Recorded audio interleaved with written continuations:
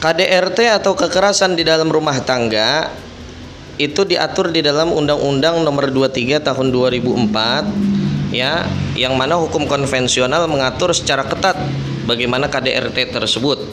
Di mana fakta yang terjadi di lapangan, kasus-kasus yang selama ini terjadi adalah suami melakukan kekerasan fisik terhadap si istri.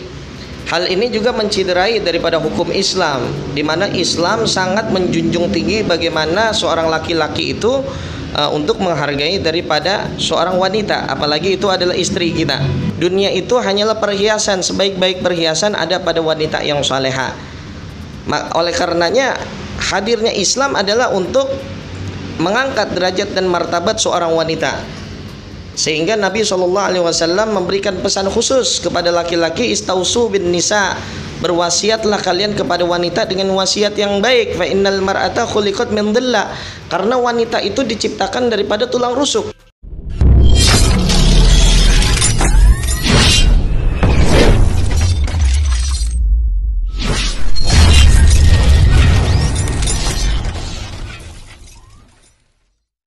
KDRT atau kekerasan di dalam rumah tangga itu diatur di dalam Undang-Undang Nomor 23 Tahun 2004 ya, yang mana hukum konvensional mengatur secara ketat bagaimana KDRT tersebut.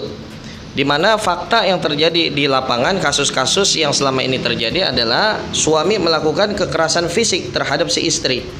Hal ini juga menciderai daripada hukum Islam, di mana Islam sangat menjunjung tinggi bagaimana seorang laki-laki itu untuk menghargai daripada seorang wanita, apalagi itu adalah istri kita. Dunia itu hanyalah perhiasan, sebaik-baik perhiasan ada pada wanita yang saleha.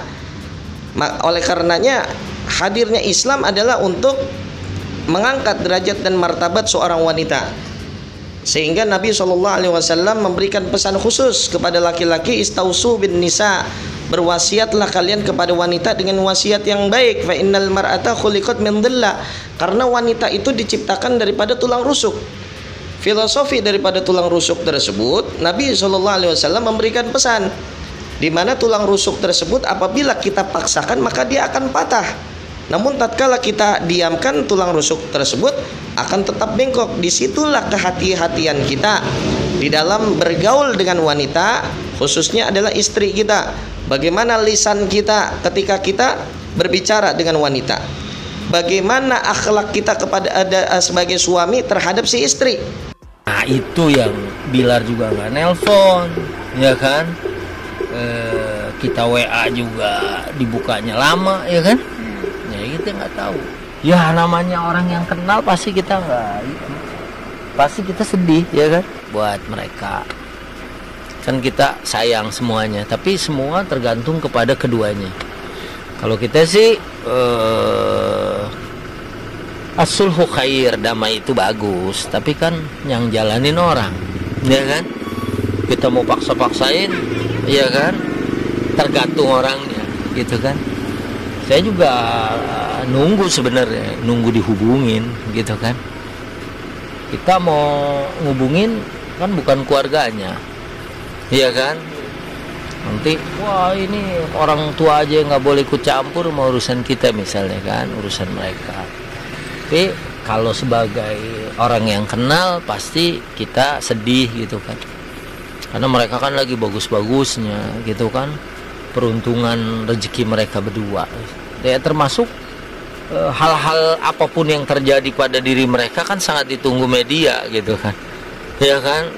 Kadang-kadang good news is good news, bad news is good news also, ya kan, gitu. Jadi semuanya sama-sama kalau ada berita gitu diuber, ya. Kalau kita sih maunya good news terus, ya kan, berita bagus, ya kan. Ya tapi itu semua ya dalam hidup memang begitu, ya kan, nggak bisa kita tebak-tebak begini, nggak taunya. Pada hakikatnya suami istri sebagai manusia dibekali dengan fitrah yang namanya hak dan kewajiban. Hak dan kewajiban tersebut diatur di dalam Undang-Undang Nomor 1 Tahun 1974 tentang hukum perkawinan. Namun berjalannya daripada lika dan liku rumah tangga, seringkali ada hak dan kewajiban yang memang tidak terpenuhi baik dari pihak suami maupun pihak istri, sehingga timbullah yang namanya sifat kecewa ataupun sifat marah, baik suami terhadap istrinya maupun istri terhadap suaminya. Sifat marah ini telah diwanti-wanti oleh Rasulullah, di mana Nabi SAW mengatakan la taqdab falakal jannah, janganlah engkau marah maka bagimu adalah surga.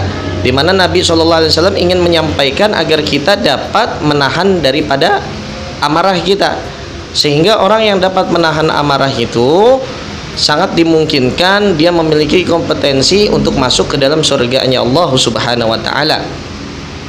Kemudian marahnya suami dan marahnya istri itu memang dalam konteks ketika salah satu pihak itu melanggar daripada syariat ataupun tidak taat kepada Allah, maka diperbolehkan suami marah kepada istrinya atau istri marah kepada si suami, namun dengan batasan di mana salah satu pasangan tidak diperbolehkan untuk merendahkan pasangan yang lainnya, di mana suami tidak boleh menghina si istri, istri tidak boleh menghina suami, suami juga tidak boleh yang namanya menciderai harkat dan martabat si istri, ya, memukul istri, apalagi memukulnya dengan mengakibatkan luka-luka sampai meninggal dunia. Itu banyak kejadian di situ. Nah itu yang Bilar juga nggak nelpon, ya kan?